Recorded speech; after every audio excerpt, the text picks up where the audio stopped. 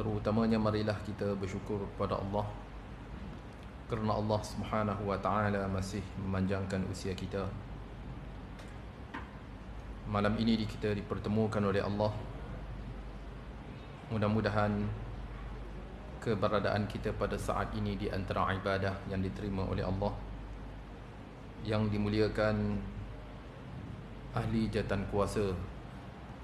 Surah ini di atas usaha keras kalian untuk mengimarahkan rumah Allah, didoakan ianya di antara ibadah yang akan menjadi saksi di hadapan Allah Subhanahu wa ta'ala kelak.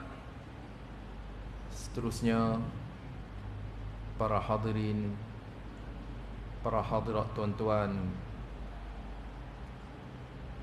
ibu-ibu yang dimuliakan, malam ini kita akan keluar sedikit daripada bicara kita, iaitu kita tidak sambung melihat kepada bicara kita yang lalu, dan kita memilih satu bab yang juga dinukilkan oleh pengarang hafizahullah ta'ala melalui bab yang dinyatakan oleh pengarang jahalatun khatirah, kata Syekh Abdul Majid Az-Zindani dalam Kitabul Iman. Dengan bicaranya kejahilan yang cukup berbahaya, tuan-tuan. Manakala bab ini di antara bab yang terakhir daripada kitab yang dikarang oleh pengarang, iaitu kata pengarang kejahilan yang cukup berbahaya. Apa maksudnya, tuan-tuan? Muslimuna walakin jahalah, orang Islam tetapi jahil. Apa maksud pengarang? Apa maksud pengarang orang Islam tetapi jahil? Laqad ammal jahlu bidinillahi kathiran min biladil muslimin. Maka sesungguhnya kejahilan telah merebak di dalam urusan agama Allah di dalam kebanyakan negara umat Islam. Okey. Hatta wujidal muslimul ladzi yashhadu an la ilaha illallah, sehingga didapati seorang muslim yang menyaksikan sesungguhnya tidak ada Tuhan melainkan Allah, dan sesungguhnya Muhammad itu adalah utusan Allah. Maksudnya orang Islam, dia mengucap dan dia juga mendirikan solat, dan dia juga mengeluarkan zakat, dan dia juga berpuasa di bulan Ramadan, dan dia juga menunaikan haji di Baitullahil Haram, dan dia beriman bagi setiap apa yang terkandung di dalam Al-Quran. Dia mencintai Rasulullah sallallahu alaihi wasallam dan membenarkannya, dan dia juga turut mendalami atas agama Islam. Dan berserta dengan demikian itu, kamu melihatnya ada kalanya ia melakukan amalan-amalan dan mengungkapkan ungkapan-ungkapan dan berpegang dengan pegangan-pegangan yang membuatkan ia terjebak di dalam kancah kekufuran ataupun kesyirikan ataupun kemunafikan. Dan dia tidak mengetahui hakikatnya. Saya baca dulu, tuan-tuan. Dan dia tidak mengetahui hakikatnya. Bahkan kemungkinan ia menyangka apa yang ia berada di atasnya daripada kesyirikan dan juga kekufuran dan juga kemunafikan, ianya adalah sesuatu perkara yang betul. Allah redha mengenainya. Maka dia adalah seorang Islam yang konsisten di dalam agama, dan tetapi ia terjebak di dalam kancah kekufuran ataupun kesyirikan dengan sebab kejahilannya yang membuatkan ia berhadapan dengan azab api neraka. Okey, tuan-tuan yang dimuliakan, kembali kita melihat ungkapan daripada pengarang. Maksud pengarang ingin menyatakan kepada kita orang Islam. Dia solat, dia zakat, dia mengucap, dia puasa, dia menunaikan ibadah haji, tetapi dia melakukan ataupun dia mengungkapkan ungkapan, ataupun dia berpegang dengan pegangan yang membuatkan ia terjebak di dalam kancah kesyirikan ataupun kekufuran ataupun kemunafikan. Maksudnya dia buat satu, tuan-tuan, dia terjebak dalam kancah kekufuran ataupun kesyirikan. Dia tidak menyangka apa yang dia buat itu Allah tak suka. Bahkan dia menyangka Allah redha. Maksud apa, tuan-tuan? Maksudnya orang Islam, dia melakukan sesuatu sama ada syirik, tuan-tuan, dia sangka Allah redha, padahal Allah tak redha. Jadi pengarang ingin berbicara tentang golongan ini, golongan yang terjebak di dalam kancah tadi dengan sebab kejahilan mereka. Mereka menyangka Allah redha. Itu maksudnya. Tuan-tuan, melihat kepada bicara pengarang, nak tanya ni, adakah bicara pengarang itu bersesuaian dengan apa yang kita ada? Berlaku ke kepada masyarakat kita yang mana orang kita melihat tidak menyangka sesuatu itu dikaitkan dengan unsur kesyirikan, dia sangka Allah redha? Begini, tuan-tuan, apa yang dibicarakan oleh pengarang, saya katakan ianya adalah realiti. Realiti, tuan-tuan. Orang kita dulu, bila barang hilang, sebagai contoh, tuan-tuan, pergi jumpa bomoh. Sekarang dah kurang, tuan-tuan. Kepercayaan orang dulu, bila barang hilang jumpa bomoh. Padahal bomoh ni, tuan-tuan, adalah perkara yang ditegah oleh Rasulullah. Pergi jumpa je, tuan-tuan, tidak diterima solat selama 40 malam. Pergi jumpa, percaya pula dengan apa yang dikatakan, maka dia telah mengkufuri atas apa yang telah diturunkan kepada Muhammad sallallahu alaihi wasallam. Ancaman keras. Bukan biasa-biasa, tuan-tuan. Okey. Jadi orang kita jumpa bomoh, salah ke? Haji, bomoh sekadar bomoh hurut, bomoh patah tu haji, tak ada masalah haji. Ini bomoh yang melakukan beberapa ritual dan kita mempercayai apa yang dikatakan. Kita pergi jumpa dia, dia kata, dalam badan kamu ni ada 5 ekor jin. Contoh, tuan-tuan, contoh. Jadi golongan inilah yang ditegah oleh Rasulullah. Golongan ini ditegah oleh baginda alaihi salatu wassalam untuk kita mengunjunginya.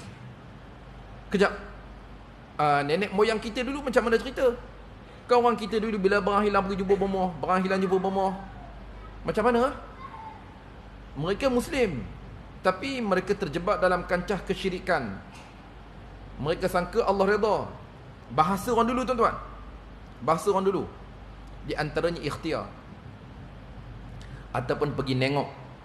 Pergi nengok barang hilang, nak pergi nengok, maknanya pergi jumpa bomoh, nak tengok siapa ambil. Tuan-tuan, perkara ni syirik. Manakala pengunjungan mereka itu dengan sebab kejahilan, kata pengarang pada poin berikutnya, seorang yang jahil baginya keuzuran. Tajuk, tuan-tuan, dan tetapi kewajipan ke atasnya untuk mempelajari dan mengikuti kebenaran apabila kebenaran itu tiba kepadanya. Orang yang jahil baginya adalah satu keuzuran. Dia tak tahu apa yang pernah dilakukan dahulu, tuan-tuan, rupanya syirik. Sekarang ni bila kita tahu, kita belajar, rupanya syirik, rupanya.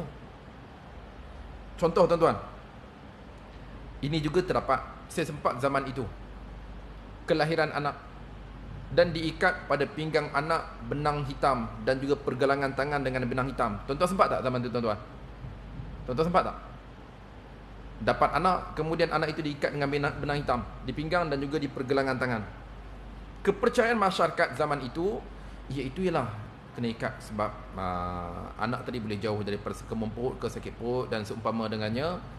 Jadi diikat benang hitam di pinggang dan juga pergelangan tangan, dijauhkan daripada sakit kuning ataupun demam kuning. Itu kepercayaan. Tuan-tuan, syirik ke tak?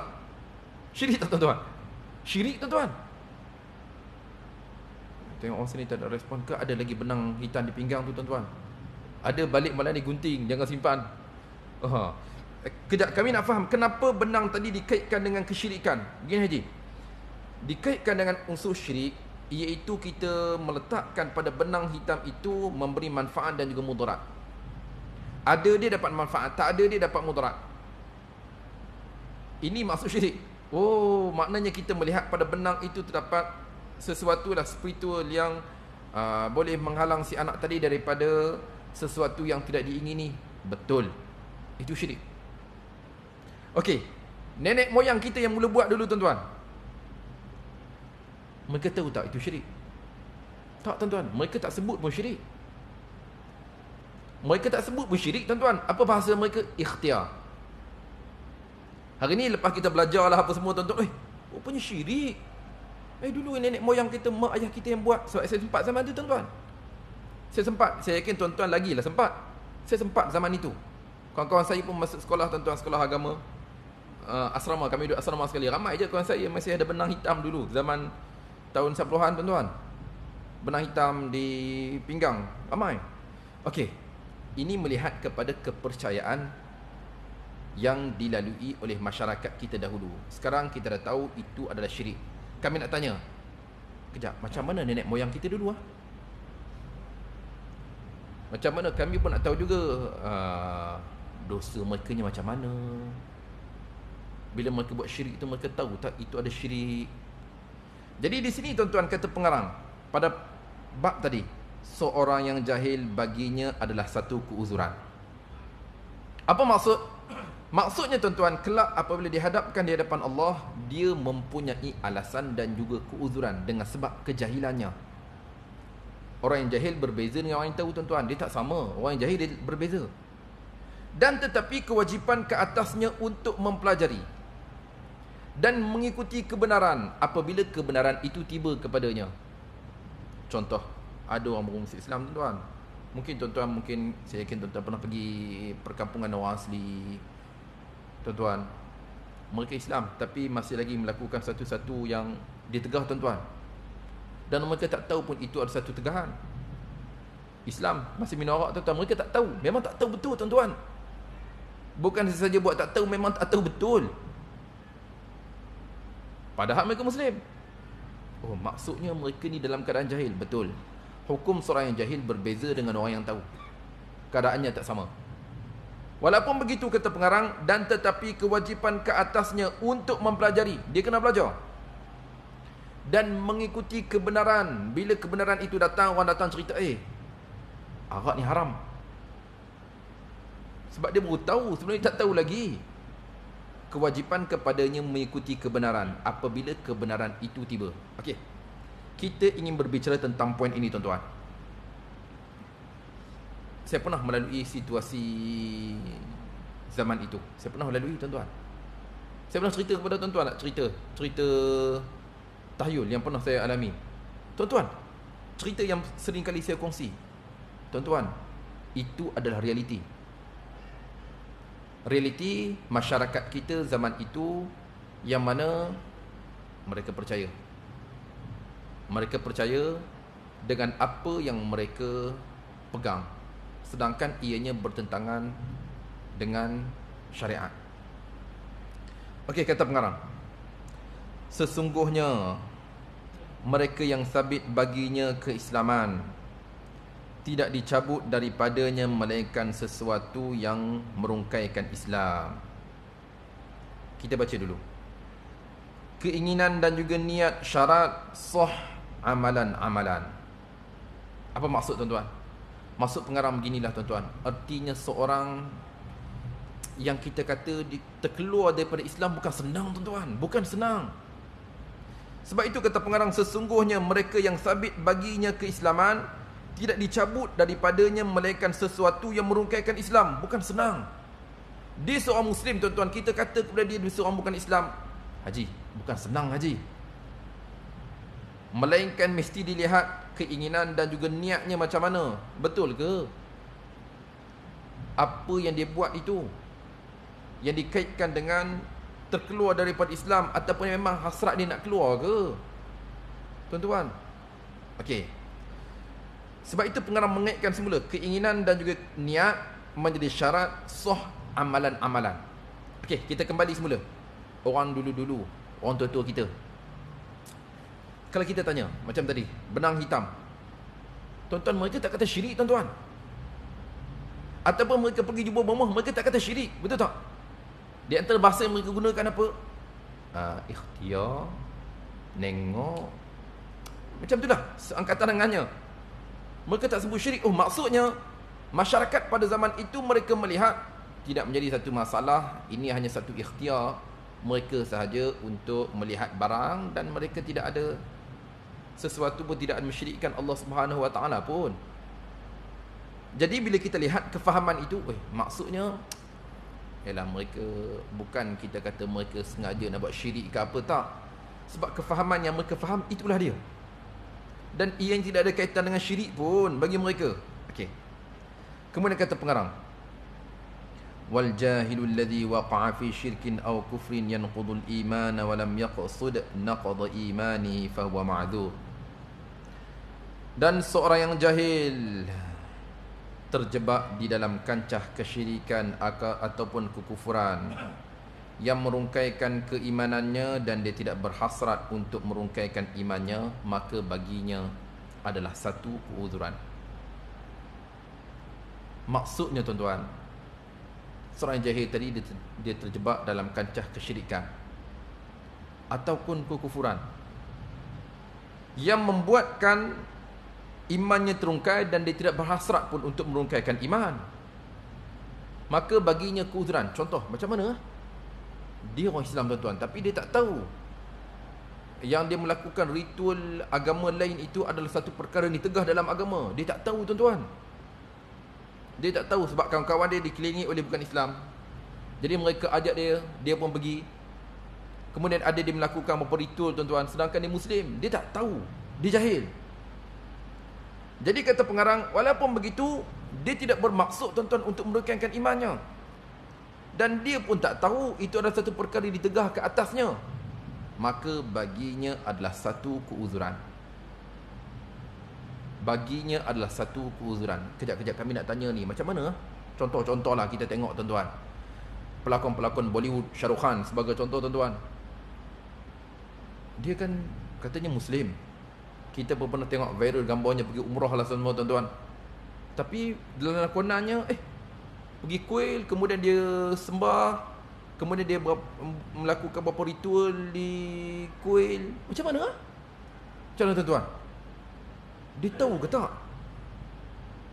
Okey, maksudnya yang pertama mesti melihat kepada pengetahuannya terlebih dahulu. Dia tahu ke kata benda itu adalah perkara yang ditegah? Dia tahu ke tak?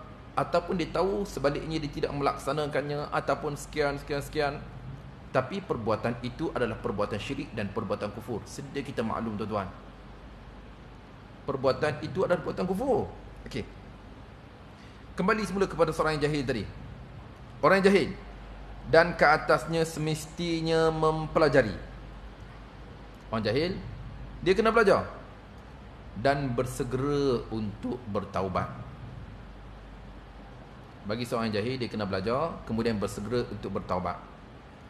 Maka sesungguhnya Hawariyun, pembantu setia Nabi Isa AS, pernah bertanya kepada Nabi Isa ibnu Maryam dengan sebab kejahilan mereka. Pada ungkapan mereka, hal ini dirakamkan oleh Allah Subhanahu Wa Taala, petikan daripada Suratul Maidah ayat 112. Firman-Nya pada erti pengertian Allah daripada firman-Nya, ingatlah tak kala berkata Hawariyun, wahai Isa ibnu Maryam. Hawariyun ni pengikut setia Nabi Isa. Apa kata mereka kepada Nabi Isa? Adakah Tuhanmu mampu untuk menurunkan kepada kita makanan daripada langit? Adakah Tuhanmu mampu untuk menurunkan kepada kita makanan daripada langit? Kemudian Nabi Isa AS berkata kepada mereka, bertakwalah kalian kepada Allah. Bertakwalah kepada Allah sekiranya kalian di kalangan orang yang beriman. Okey, tuan-tuan, bila kita lihat ungkapan Hawariyun tadi, adakah mampu Tuhanmu menurunkan makanan daripada langit? Maksudnya apa, tuan-tuan? Mereka ni pengikut setia Nabi Isa. Mereka kata kepada Nabi Isa, adakah Tuhanmu mampu untuk menurunkan makanan daripada langit? Maksudnya, tuan-tuan, yang dapat kita faham, mereka tidak berkeyakinan Allah menurunkan rezeki daripada langit, makanan daripada langit. Jadi mereka bertanya kepada Nabi Isa tentangnya, seolah mereka tidak meyakini Allah Subhanahu wa taala mampu untuk menurunkan makanan seperti mana apa yang telah diturunkan kepada Bani Israel terdahulu pada zaman Nabi Musa alaihi salatu wassalam. Jadi ungkapan mereka ini berat juga pada pengertiannya, berat. Sebaliknya Nabi Isa berkata kepada mereka, bertakwalah kalian kepada Allah. Takwa kepada Allah sekiranya kalian di kalangan mereka yang beriman. Okey. Kata pengarang, maka mereka dengan sebab ini, dengan ungkapan mereka tadi tuan-tuan, mereka jahil sesungguhnya Allah di atas tiap sesuatu maha berkuasa. Mereka jahil sebenarnya, padahal Allah boleh turunkan makanan. Artinya mereka jahil, padahal Allah maha berkuasa atas setiap sesuatu. Dan tuan-tuan, mereka yang mendustai dengan kekuasaan Allah itu, maka dia kafir. Ini dalam mazhab akidah kita tuan-tuan. Tak kira siapa sahaja yang mendustai, menafikan kemampuan Allah tuan-tuan, kufur dia. Kufur. Contoh, wala'idzubillah, contoh tuan-tuan. Dia kata, seorang individu lah, dia kata Allah itu tidak menghidupkan dan tidak mematikan makhluk. Wala'idzubillah. Macam mana tuan-tuan? Dia seorang Islam. Dia kata Allah tidak menghidupkan makhluk dan tidak mematikan makhluk. Macam mana tuan-tuan? Kufur tuan-tuan. Tergelincir daripada iman. Tak kira siapa yang cakap. Okey. Jadi sekarang kata pengarang, merujuk kepada mazhab akidah kita tuan-tuan, siapa sahaja yang mendustai kemampuan Allah, maka dia kafir. Tadi pengikut Nabi Isa tadi, Al-Hawariyun haji. Dan tetapi dengan sebab kejahilan adalah keuzuran bagi mereka di sisi Allah dan juga Rasulnya alaihi salatu wassalam. Maksudnya mereka itu jahil. Mereka jahil, mereka tak tahu ialah yang mana Allah Subhanahu wa taala maha berkuasa atas setiap sesuatu. Jadi bagi mereka itu adanya keuzuran. Tuan-tuan, mungkin kita juga ada cerita. Tuan-tuan, ibu-ibu, mungkin tuan-tuan, ibu-ibu juga mempunyai cerita dengan sebab kejahilan kita. Dulu banyak benda kita tak tahu tuan-tuan, banyak benda kita tak tahu, kemudian kita pernah buat. Kita dalam keadaan jahil, saya dulu pernah buat sekian-sekian dan saya tak tahu pun itu tak boleh buat. Saya tak tahu rupanya saya dalam keadaan jahil dulu. Macam mana? Okey. Yang pertama, mengikuti kebenaran apabila kebenaran itu tiba. Dan yang keduanya, mesti kita bertaubat kepada Allah Subhanahu wa taala. Ini saja yang ada kepada kita. Okey, kemudian cerita yang lainnya. Kata pengarang, dan tak kala Rasulullah sallallahu alaihi wasallam, hadis diriwayatkan oleh Imam Tirmizi, terus saya terjemahkan. Dan tak kala baginda alaihi salatu wasallam keluar bersama dengan para sahabatnya ke Khaybar. Khaybar, satu tempat hari ini tuan-tuan yang terletak di Saudi. Maka mereka melalui sebatang pohon. Rasulullah dan para sahabat tuan-tuan on the way pergi ke Khaybar. Jadi mereka melalui sebatang pohon. Zat ta'aliq, pada pohon itu terdapat segala jenis pergantungan. Segala jenis pergantungan tuan-tuan. Orang digantung sekian, orang digantung sekian, orang digantung sekian, sekian. Macam-macam lah. Pokok tu meriah dengan pergantungan. Kenapa? Dahulunya musyrikun, orang musyrikin, mereka menggantung pedang-pedang mereka di atas pohon itu. Okey? Apabila mereka berhadapan dengan peperangan, bila mereka nak perang, mereka gantung pedang mereka di pohon itu. Dan mereka berpegang sesungguhnya ianya memberi kesan untuk kemenangan mereka. Maksudnya mereka nak perang, mereka gantung pedang mereka di pokok tu. Yang mana pada pokok tu tuan-tuan terdapat sesuatu. Mereka gantung, kelak mereka akan diberikan kemenangan di dalam peperangan. Okey, ini kita tahu lah orang musyrikin. Jadi Rasulullah para sahabat tuan-tuan mereka lalu jumpa pokok tu. Okey, bila pokok tersebut tuan-tuan, kita pun tahu bila penuh dengan pergantungan pedang lah, macam-macam jenis tuan-tuan. Orang ada hajat pun dia pergi gantung kat situ. Sebab mereka berpegang, mereka gantung di pohon itu, mereka akan mendapat sesuatu daripada apa yang mereka hajatkan, apa yang mereka ikat, apa yang mereka tulis di situ. Bila lalu saja, maka berkatalah sebilangan para sahabat kepada Rasulullah sallallahu alaihi wasallam, ij'al lana zat anwatin kama lahum zatu anwat. Para sahabat berkata kepada Rasulullah, tuan-tuan, selepas mereka melihat pokok yang penuh dengan pergantungan, apa kata mereka? Jadilah bagi kami, buatlah bagi kami, yakni wahai Rasulullah, tempat untuk kami bergantung harap seperti mana mereka mempunyai tempat untuk bergantung harap. Maksudnya, cadangan para sahabat kepada Rasulullah, pokok tu pemilikannya musyrikin, tuan-tuan. Musyrikin memiliki pokok tersebut, mereka bergantung harap pada pokok itu. Bila mereka ada satu, tuan-tuan, hajat, mereka gantung, mereka akan diberi hajat tersebut. Jadi cadangan para sahabat untuk Rasulullah, buat pokok lain. Itu pokok musyrikin punya, tak patuh syariah. Ini buat pokok yang patuh syariah. Tuan-tuan, cadangan para sahabat, tuan-tuan, hai Rasulullah, jadikan kepada kami tempat untuk bergantung harap seperti mana mereka ada tempat untuk bergantung harap. Kami pun nak juga. Okey, cadangan mereka kepada Rasulullah sallallahu alaihi wasallam. Kita lihat, tuan-tuan, apa reaksi Rasulullah. Syirik kita, tuan-tuan, memang betul-betul syirik lah. Jelas, tuan-tuan, syirik. Jadi baginda alaihi salatu wasallam, tuan-tuan, seorang yang tenang. Sebab itu adalah kejahilan mereka, tuan-tuan. Takkan para sahabat jahil, ya haji? Ada satu yang terlepas oleh mereka, satu yang terlepas. Maka baginda alaihi salatu wasallam bersabda, subhanallah, hadza kama qala qaum Musa, ij'al lana ilahan kama lahum aliha. Subhanallah, maha suci Allah. Ini seperti mana apa yang telah dikatakan kaum Musa kepada Musa.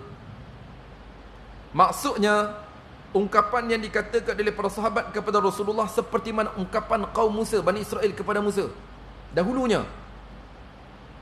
Apa kata mereka kepada Nabi Musa, tuan-tuan? Musa, jadikan bagi kami Tuhan seperti mana mereka mempunyai Tuhan. Cerita apa, tuan-tuan? Saat Bani Israel mereka berkelana bersama dengan Nabi Musa, kemudian mereka melihat satu kaum yang sedang i'tikaf, mengilingi patung, tuan-tuan, berhala. Bila mereka tengok, mereka memberi cadangan kepada Nabi Musa, Musa, jadikan kepada kami Tuhan seperti mana mereka ada Tuhan. Ini cadangan Bani Israel. Jadi ungkapan ini dikemukakan oleh Rasulullah semula kepada para sahabat. Maha suci Allah, ini seperti mana ungkapan kaum Musa kepada Musa, jadikanlah bagi kami Tuhan seperti mana mereka mempunyai Tuhan. Kemudian Rasulullah meneruskan bicaranya, dan demi jiwaku di tangannya, kelak kalian pasti akan melakukan peninggalan yang dilakukan oleh mereka sebelum daripada kalian. Hadisnya terhenti di situ. Pada hadis ini kita dapat melihat yang mana baginda alaihi salatu wasallam menyatakan tentang sesuatu, tuan-tuan, iaitu Rasulullah menyatakan tentang kelak kita akan melakukan sesuatu mereka sebelum daripada kita. Walladzi nafsi biyadihi la tarkabunna sunnata man kana qablakum. Dan demi jiwaku berada di tangannya, kelak kalian pasti akan melakukan peninggalan mereka sebelum daripada kalian. Maksudnya, tuan-tuan, ini adalah signal awal daripada Rasulullah.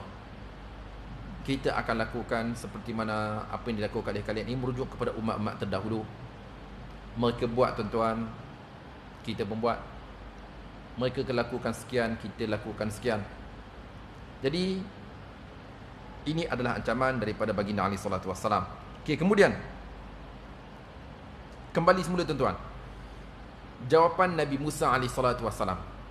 Yalah, saat Bani Israel suruh Nabi Musa mencipta berhala, tertarik saat mereka melihat satu kaum yang sedang menyembah berhala. Lalu Nabi Musa AS berkata kepada mereka, innakum qaumun tajhalun, sesungguhnya kalian adalah kaum yang jahil. Tuan-tuan, ungkapan Nabi Musa alaihi salatu wassalam kepada mereka,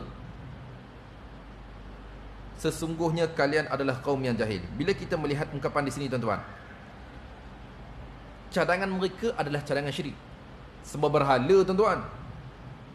Manakala Nabi Musa hanya berkata sesungguhnya kalian adalah kaum yang jahil, maksudnya para Nabi alaihi salatu wassalam bicara mereka kepada orang yang jahil dengan orang yang mengerti berbeza. Betul haji?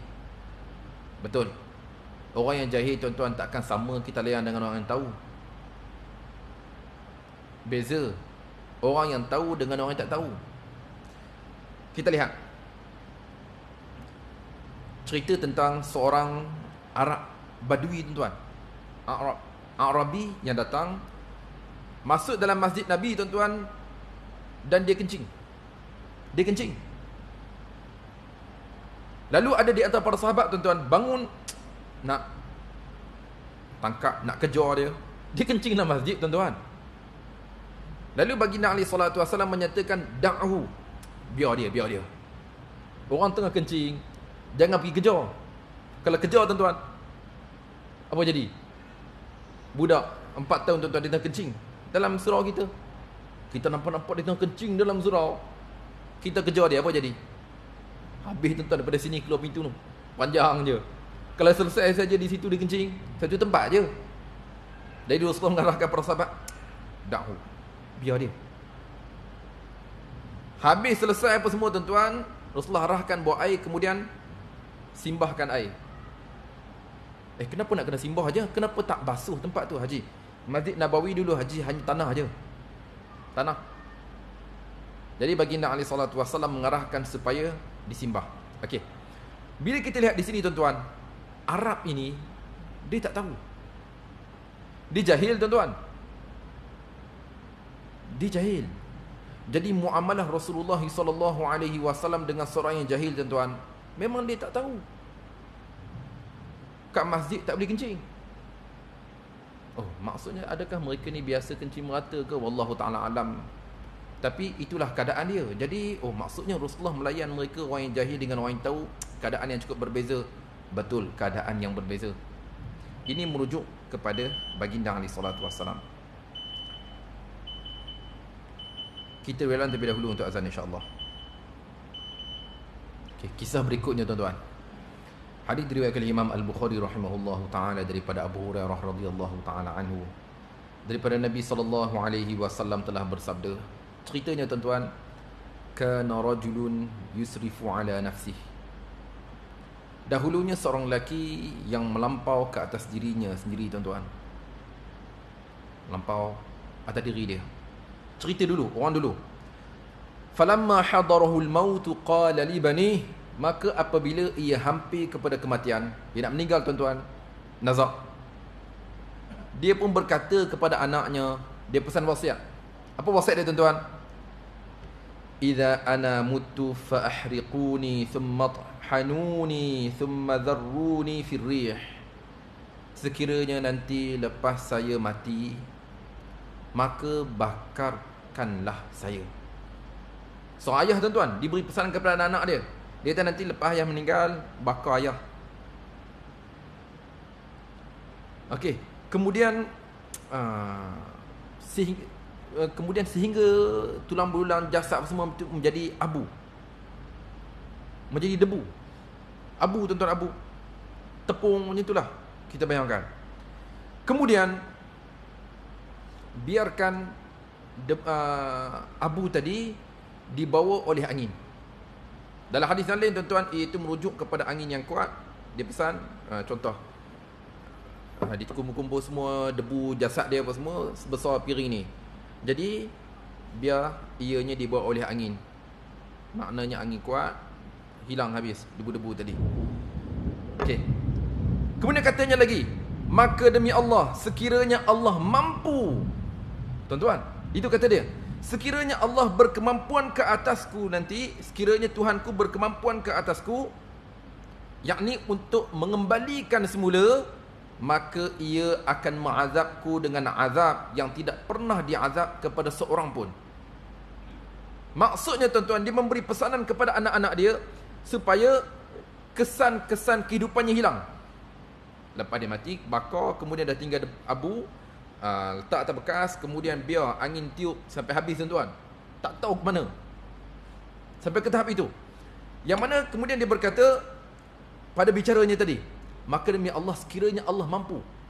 Tuan-tuan, la in qaddarallah, sekiranya Allah Subhanahu wa taala qaddara alayya rabbi, berkemampuan ke atasku Tuhanku.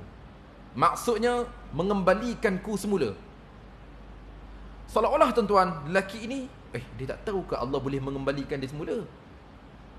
Tapi itulah perasaan dia ketika itu tuan-tuan, saat dia memberi pesanan kepada anak-anak dia. Sebab dia takut nanti bila ada kesan kehidupan tuan-tuan, dia akan dibangunkan semula dan diazab, manakala tidak ada seorang pun diazab seperti mana dia diazab. Sebab dia jahat lah, dia rasa begitu, dia ni jahat sangat.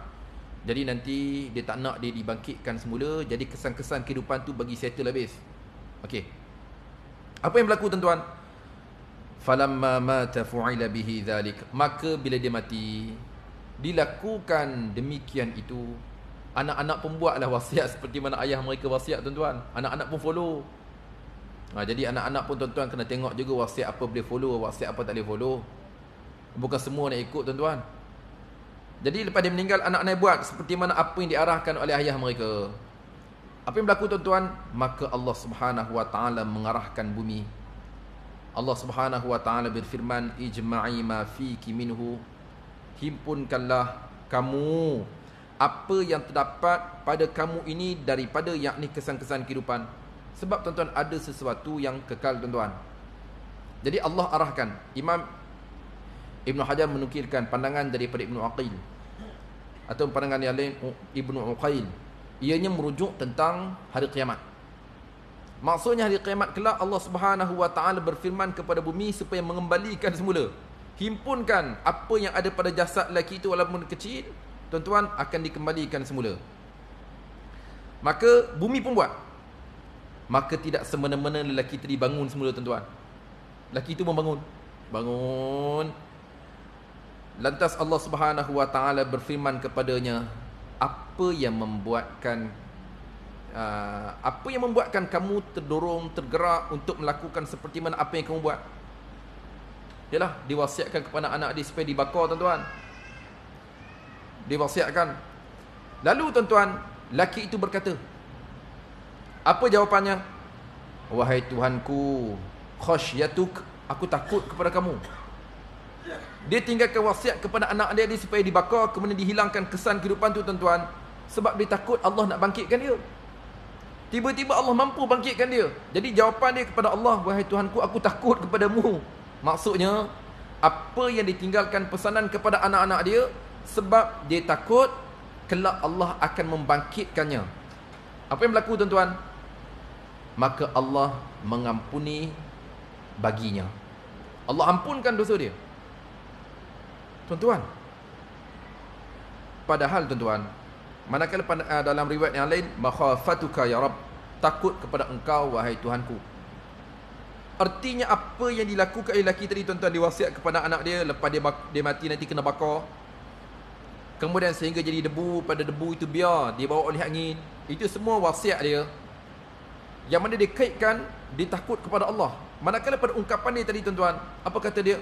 Sekiranya Tuhanku berkemampuan untuk membangkitkanku, kelak semestinya aku ni pasti akan diazab punya, dengan azab yang tidak pernah diazab kepada seorang pun. Tuan-tuan, ungkapan dia itu bila kita lihat, seolah-olah dia tidak berpegang yang mana Allah itu maha berkuasa untuk menghidupkan. Tiba-tiba hari kiamat nanti, elok je dia dibangkitkan tuan-tuan. Jadi sebab itu Allah tanya dia, apa yang membuatkan kamu melakukan seperti mana apa yang telah kamu wasiatkan ni kepada anak kamu? Jawapan dia, aku takut kepadamu. Maksudnya tuan-tuan, bicaranya kepada anak-anak dia dalam keadaan dia jahil, dia tak tahu Allah boleh hidupkan dia. Walaupun dah tinggal debu dah tuan-tuan, dibawa pula angin, dia tak tahu rupanya Allah boleh hidupkan dia semula. Jadi jawapan dia kepada Allah, aku takut kepadamu. Dengan sebab itu tuan-tuan, Allah mengampunkan baginya. Bila kita lihat pada hadis ini, artinya dengan sebab kejahilan tuan-tuan, Padahal jahil itu berat tu. Jahil dia bukan jahil kecilnya tuan-tuan. Dia tak sangka Allah itu berkuasa untuk menghidupkan dia. Tuan-tuan, seolah-olah dia tidak rasa Allah tidak berkemampuan untuk menghidupkan dia. Dia jahil, dia tak tahu. Sedangkan Allah boleh hidupkan dia. Jadi selepas dia jawab kepada Allah, dia takut kepada Allah, Allah mengampunkan baginya. Oh, maksudnya sekarang bila kita lihat dalam bab jahil, nenek moyang kita yang terdahulu, mungkin apa yang mereka lakukan dahulunya, mereka tak tahu pun itu adalah syirik. Ataupun contoh yang lain tuan-tuan, contoh yang lain dalam bab aurat. Orang kita dulu mungkin tuan-tuan tahun 60-an, 70-an, saya tengok gambar-gambar lama lah. Gambar lama 70-an, 80-an, 60-an, zaman itu 60-an, 70-an, orang tak bentuk aurat. Tuan-tuan, saya sempat melihat sejarah tilawah Al-Quran antarabangsa yang dianjurkan oleh kerajaan kita tuan-tuan, Malaysia. Tahun 60-an, 70-an tuan-tuan, tak pakai tudung pun. Lawan Al-Quran tuan-tuan. Lawan Al-Quran, tudung pun tak pakai. Zaman tu, kejap, macam mana lah? Berdosa ke mereka? Haji, beginilah. Kemungkinan tidak sampai kepada mereka tentang penutupan aurat, tak sampai. Mereka tak tahu. Mereka tak tahu yang mana menutup aurat itu adalah satu kewajipan. Walaupun mereka tu ustazah tu haji. Bayangkan ustazah pun macam tu, anak murid dia lagi lah. Ini zaman itu tuan-tuan. Oh, maksudnya mereka jahil tentang penutupan aurat. Betul haji. Ini semua kelak kembali kepada Allah Subhanahu Wa Taala, yang mana dengan sebab kejahilan itu adalah satu keuzuran buat mereka kelak di hadapan Allah, sebab mereka tidak mengetahui. Ini juga dilalui oleh nenek moyang kita, nenek kita dulu-dulu lah. Itulah cara mereka. Jadi mereka tidak menutup aurat tuan-tuan. Mereka tak tahu itu adalah satu kefarduan. Dan tuan-tuan, dengan kejahilan itu, ianya akan menjadi keuzuran kelak di hadapan Allah Subhanahu Wa Taala dengan sebab kejahilan mereka. Jadi melihat masa yang semakin mencemburu kita tuan-tuan, di sini terdapat beberapa faedah yang dapat kita simpulkan hasil daripada awal bicara kita. Iaitu yang pertama, semestinya kita beriman kepada Allah Subhanahu Wa Taala dan kita tidak mencampur adukkan di antara kesyirikan, apatah lagi sesuatu perkara yang dikaitkan dengan kekufuran kepada Allah Subhanahu Wa Taala. Pada kedua yang dapat kita ambil hasil daripada bicara kita malam ini, iaitu masing-masing kita ada bebanan. Mungkin kita ada sejarah kita, ada cerita kita tuan-tuan, yang mungkin juga dikaitkan dengan unsur syirik, tahyul, khurafat. Saat kita melakukan perbuatan itu dahulunya tuan-tuan, kita dalam keadaan jahil, kita tak tahu hukumnya. Sebab ianya disebut dengan satu yang baik, ialah ikhtiar. Jadi kita pun sangka ianya betul, padahal ianya sesuatu yang tidak diredai oleh Allah Subhanahu Wa Taala.